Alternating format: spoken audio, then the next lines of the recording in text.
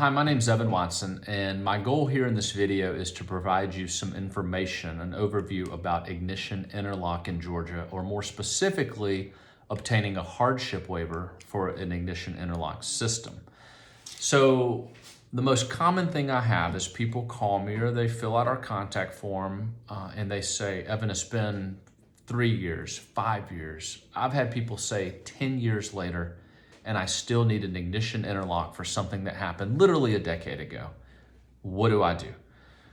And let's clarify, first of all, Georgia Department of Driver Services will keep this ignition interlock requirement on your license indefinitely if you're a second offender within the past 5 years. So Georgia's look back 5-year windows, and if you have 2 convictions within that window, you're gonna have this interlock requirement.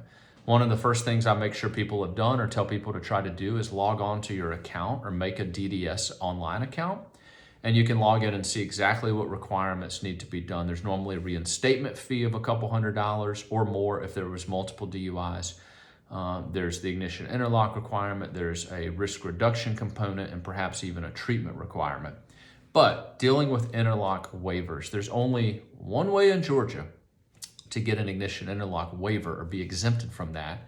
And that is if a judge or the judge on your case or whoever is their predecessor, if it's been 10 years, if the judge determines that it would be an undue financial hardship. An undue financial hardship is the magic language. Well, what does that involve? That involves many things. And let me say there's a difference in what the law says they can consider and what I've been asked by judges when I represent people at these hearings. Judges will say, they'll want a criminal history pulled. They'll want to know if you've reoffended or had any driving on a suspended license since then.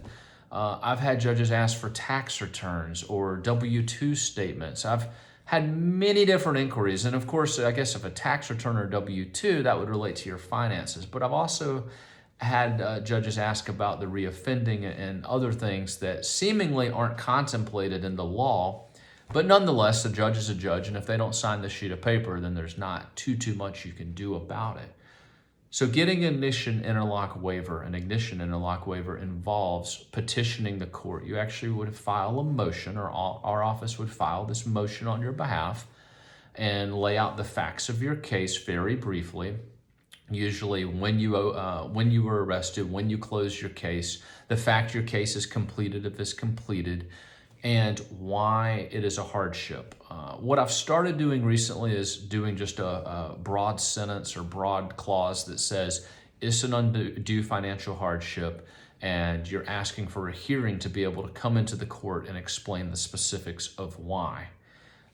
I would advise clients, if I'm representing you on this, to put together your finances, put together a budget, jot it down, be prepared to really explain to the judge and the prosecutor why it's a financial hardship that you can't afford an ignition interlock system.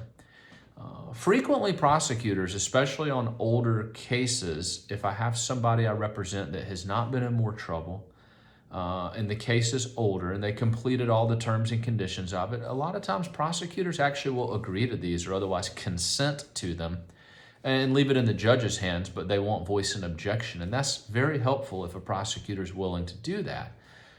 Judges have always heard me out. They've been fair about it.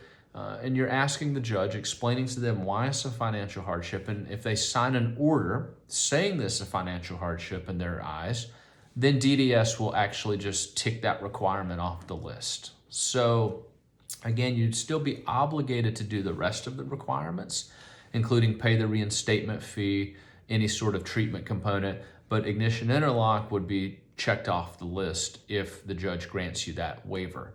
Now, a couple things. If you're looking at this video and you don't live in Georgia, this is very important. I have a 100% success rate on non-Georgia cases.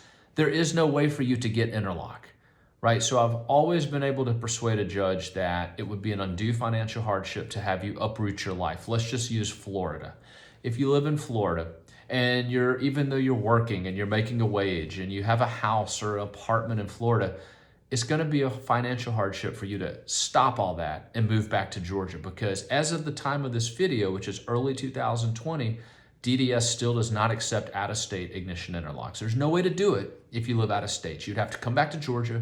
You'd have to live here in Georgia, get Interlock on whatever vehicle you're able to get, so on and so forth, and meet that required time, whether it was 6, 9, 12 months of Interlock system. And so judges agree that's an undue financial hardship. A couple other things to remember. When you file these, you could do it with a verified petition. Essentially, that's an affidavit that says that you swear and affirm the facts you lay out are true if you're trying to avoid a trip. But a lot of times a judge is going to want to see you face to face and have you come in order to present this waiver. So if you have questions about ignition interlock waivers or are looking to retain my services for the waiver, please give me a call. We're happy to try to help as we can.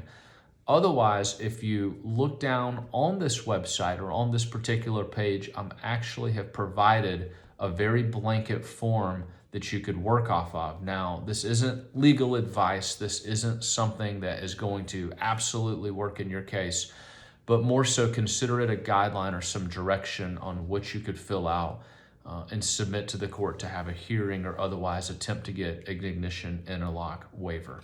Thank you.